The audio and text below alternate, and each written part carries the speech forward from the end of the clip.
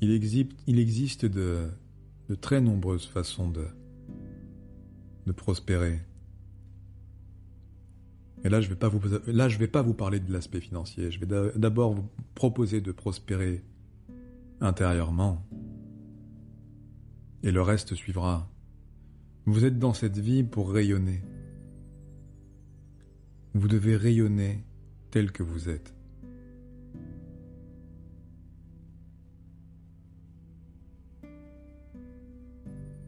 Vous avez appris quelque chose aujourd'hui. Vous avez envie d'autre chose. Alors si vous avez envie d'autre chose, il vous suffit de vous diriger vers cette chose-là. Ne la laissez pas filer. Vous savez, plusieurs fois j'ai failli lâcher. Plusieurs fois j'ai failli lâcher tellement je souffrais. Les douleurs, les pannes musculaires, le fait de me faire dessus, les problèmes de vue, les problèmes de peau, les problèmes articulaires, les problèmes de concentration, les problèmes J'ai développé malheureusement une hyperacousie. Alors du coup, vous voyez Superman quand on lui met quand il découvre ses super pouvoirs et qu'il entend tout et que c'est insupportable pour lui dans sa tête parce qu'il n'avait pas réussi à canaliser ce super pouvoir au départ. Et ben c'est pareil, je me suis retrouvé dans cette configuration-là. Je piquais des crises de nerfs, des crises de rage, parce que je ne pouvais plus entendre le bruit. C'était trop pour moi. Ma tête allait exploser. Parfois, mes jambes ne répondaient plus, je ne pouvais plus me relever d'une chaise. Je ne pouvais plus me relever d'une simple chaise. Parfois, je n'arrivais même plus à me relever de mon lit. Parfois, j'allais aux toilettes et je ne pouvais plus me relever de la selle des toilettes.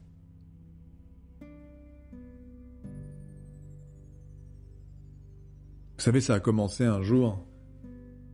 Je suis allé au restaurant avec un ancien collègue de travail. On a mangé au restaurant, on était contents de manger tous les deux.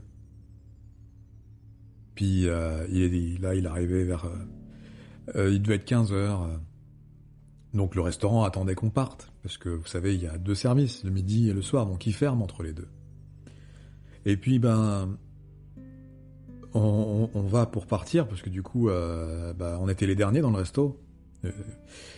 Et je me souviens que mon collègue, il allait pour payer, et il revient à la table.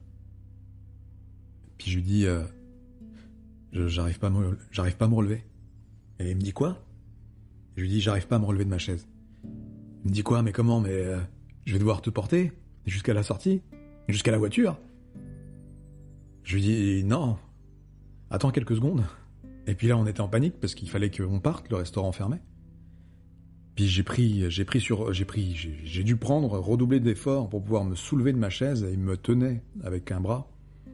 Et on a marché bras dessus, bras dessous, jusqu'à la sortie du restaurant et jusqu'à la voiture. Et encore une fois, je l'avais pas prévu ce coup. Ça m'est arrivé comme ça après le repas. Puis ça arrivait de plus en plus. Mais c'était déjà arrivé avant, hein. Mais je comprenais pas ce qui m'arrivait.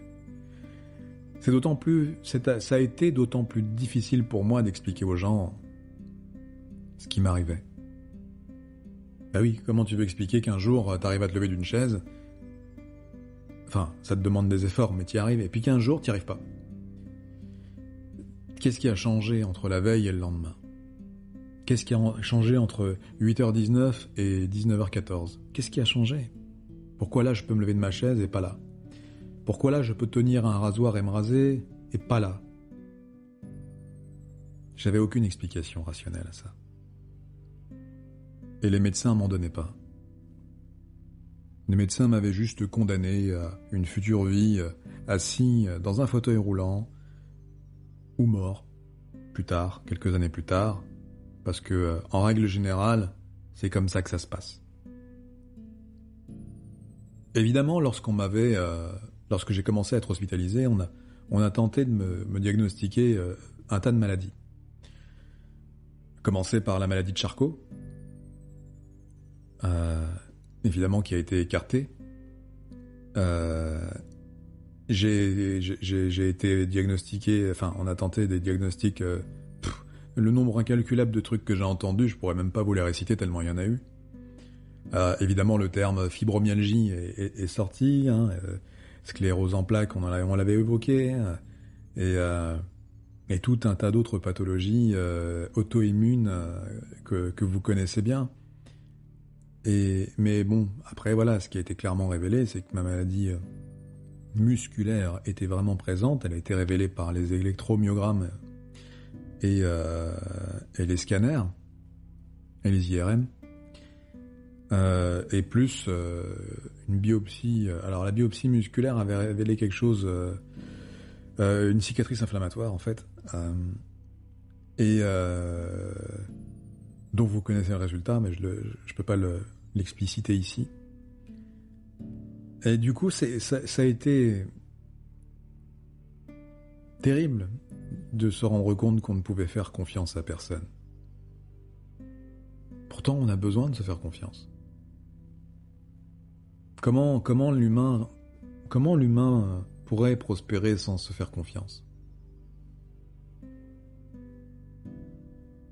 Et on a besoin de se faire confiance avant tout en nous-mêmes. Et se faire confiance en nous-mêmes peut aussi permettre de faire confiance aux autres.